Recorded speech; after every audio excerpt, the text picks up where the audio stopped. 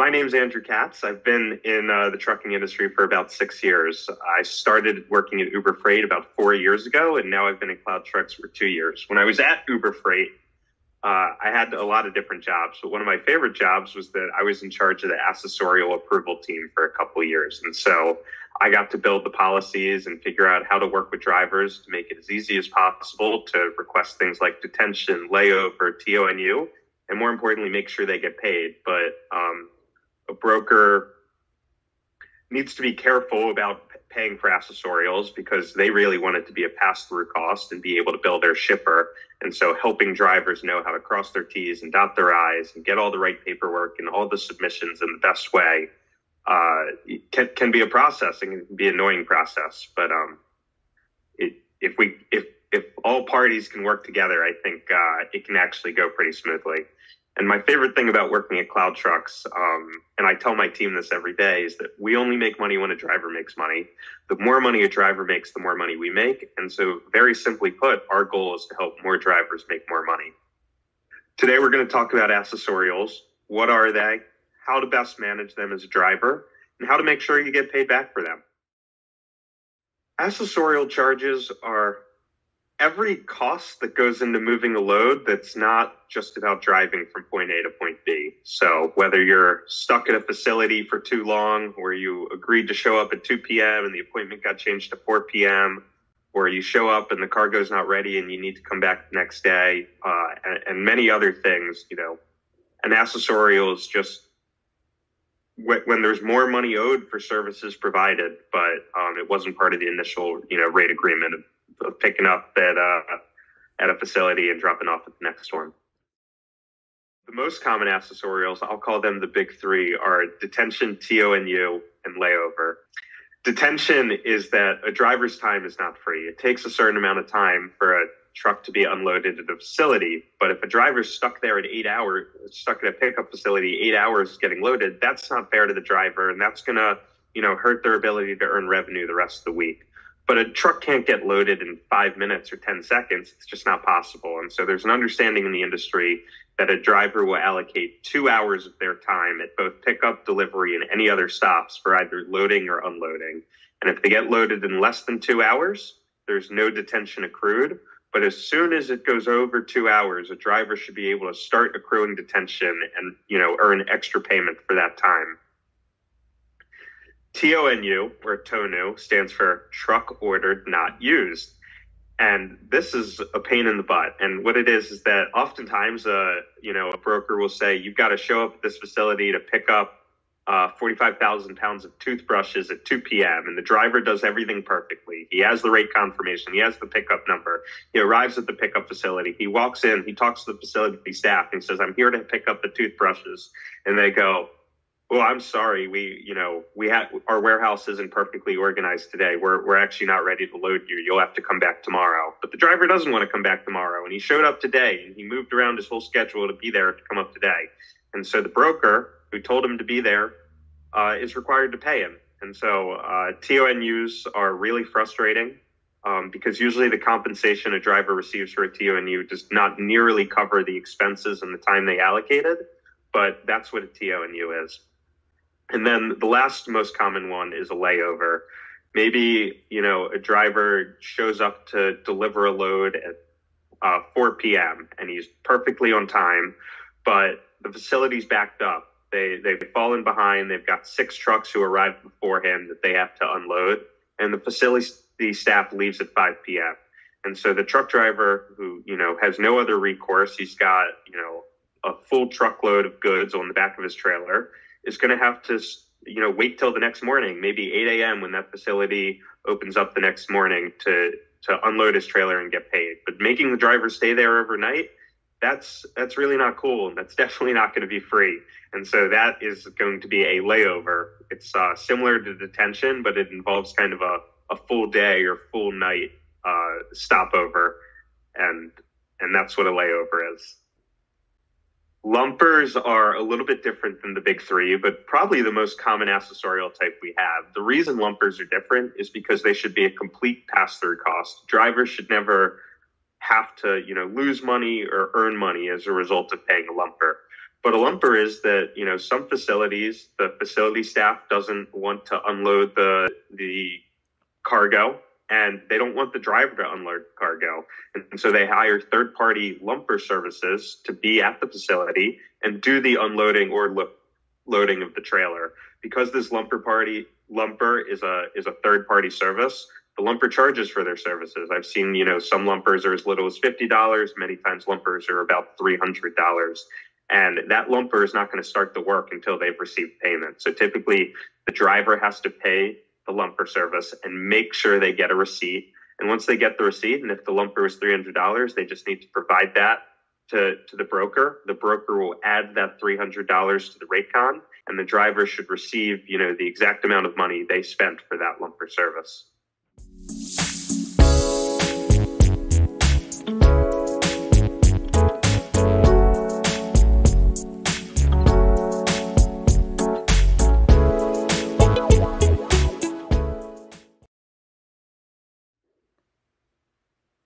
Accessorial rates can be all over the place, and the fact that they're not standardized is really frustrating. Sometimes accessorial rates are agreed upon in the carrier packet, so the first time you're working with a broker, you're signing their carrier packet. And some brokers will say, we're going to pay the same accessorial rates for all of our loads, no matter what shipper it comes from. And, here they are in the carrier packet. Other brokers will be very specific about putting them on the rate confirmation, on a per load basis, because policies can change from shipper to shipper, even though a broker works for, dozens or hundreds of shippers. And sometimes it feels like they just make them up. So if accessorials are really important to you, you can always ask a broker what their accessorial rates are prior to booking, or, have them, put them in writing in an email or something prior to actually confirming the load. I will admit, though, if you really focus on the difference on an accessorial rate prior to booking, depending on how important the load is to the broker, they may choose to work with another carrier. It's just a frustrating area where brokers seem to have a lot of power. For detention, I'd say the most common rate I see is about $40 to $50 an hour. Some brokers, though, I've seen as low as $20. And I've also seen, a couple of very rare brokers that were willing to pay up to $75 an hour of detention. Detention's also limited too. It's not, you might be stuck at a facility for 9 hours, but I've never seen a broker willing to always pay 9 hours of detention. Typically brokers will say, detention caps out at 4 hours, caps out at 5 hours. So typically detention caps out around $200 to $300 for a single day. Layover also has a lot of variability. I've seen layovers as low as $100 and as high as $300. It can also be higher, detention and layover can be higher if you have a reefer unit, but typically for dry bed or flatbed, it'll be less because you don't have to pay to keep the cooling unit on. And layovers and detention usually do not stack. So even if you accrue your 5 hours of detention and then still need to spend the night, very rarely will you be able to get paid for both of those at once. TONU or TONU typically pays $150 to $250. I've seen it go as low as $100 and as high as $300. And the key, one of the keys here to getting paid is the brokerage relationship. If it's the first time you've worked with a broker and they don't see a lot of promise in the relationship, you found, the load off a spot board, they're not going to invest too heavily into really, making things right or taking care of you. But if it's a broker who knows they can rely on you, who you've helped in a pinch, or who you've built a relationship with, they should always work really hard to make sure that you get paid every last dollar for your accessorials, and hopefully to get paid more when things really go poorly.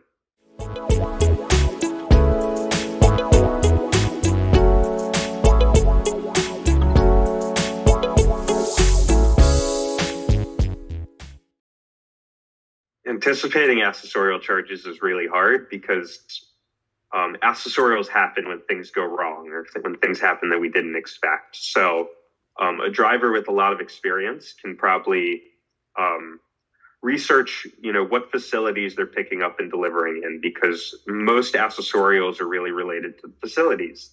And so I I think really experienced drivers would have all sorts of anecdotes and examples that, specific facilities, maybe a Target versus a Costco versus a Sam's Club, may be more or less likely to load your truck quickly or on time, and whether or not you're going to be stuck, in a layover or a detention there. Broadly, it's pretty hard to research facilities. You can certainly, I know a lot of drivers like check Google Maps and check if there are any, Google reviews or feedback on these ratings. I think there's a couple companies out there. This was a product we had at Uber Freight that has a facilities rating product. And so after every driver, picks up or delivers at a facility, they can rate it 1 through 5 stars and leave their experience. And, you could go and read about facility reviews. It's about managing accessorials once they come up and being really proactive. The number one thing with accessorials is communication. As long as you know that you're likely to go into detention, or that you're experiencing detention, or that you showed up for a load and the cargo wasn't ready and you need a TONU, or they can't load you on time and you're going to need a layover, communicate with the broker and communicate in writing. The beauty of emails is they have timestamps, and that'll really help in recouping accessorials after the fact.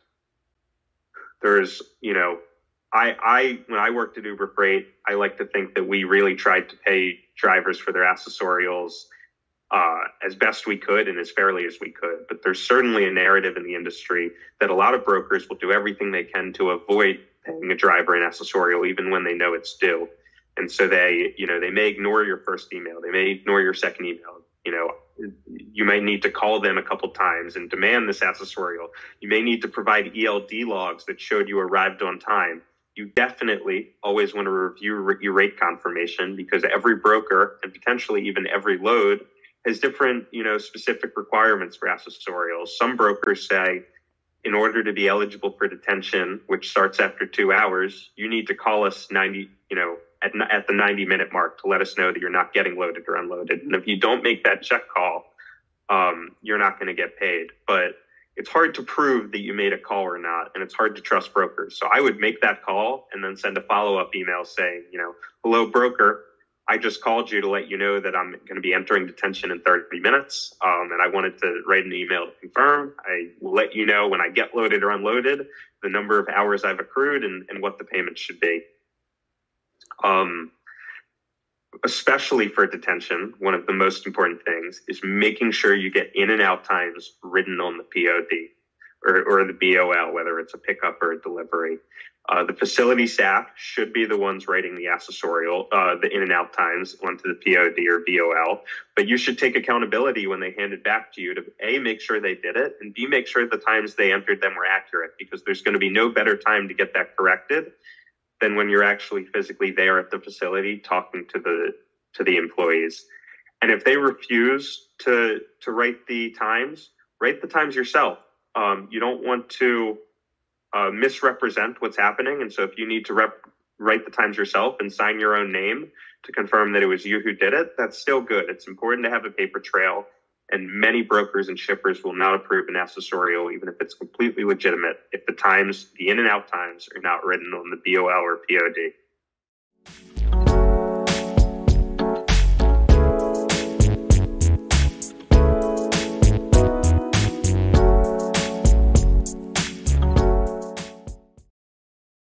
They can be notoriously difficult to get paid down. I'd say the keys are put everything in writing. Make sure you always read the rate con to know the specific requirements that relate to that load. Always get your in and out times on your BOL or POD. And over communicate. If you have any concerns about getting paid, an extra email, an extra timestamp will really help.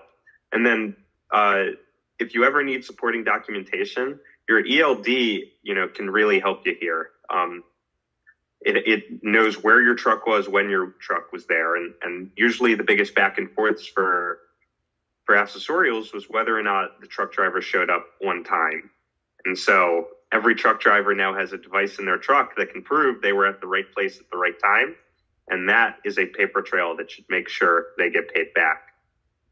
One of the biggest pains in trucking is how precise some of these accessorials can be, because if a driver shows up even 1 minute late to an appointment, they can forfeit their right to any accessorials. And all of a sudden, if they had a 2 p.m. appointment and they show up at 2:01 p.m., instead of getting unloaded at 4 p.m., all of a sudden they might not get loaded until the next morning at 8 a.m. And they're usually not entitled to any payment from that. And that is really frustrating and really difficult and really unfair. And so, of course, it's super important to be on time. If you know you're not going to be on time, as best as possible, proactively communicate with the broker. Maybe you can get your appointment time changed. And then you have a new appointment time that you could show up on time for and be eligible to accrue accessorials for.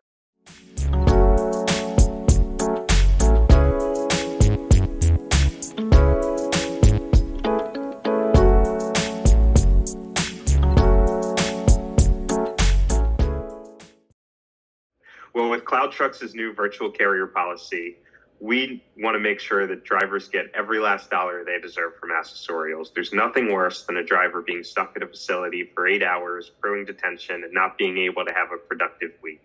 And so we think it's only fair that the drivers get to keep all that money they earned. They're the ones in the truck. They're the ones spending their time there. And so our new policy is that CloudTrucks does not take any fee or any percentage from accessorials.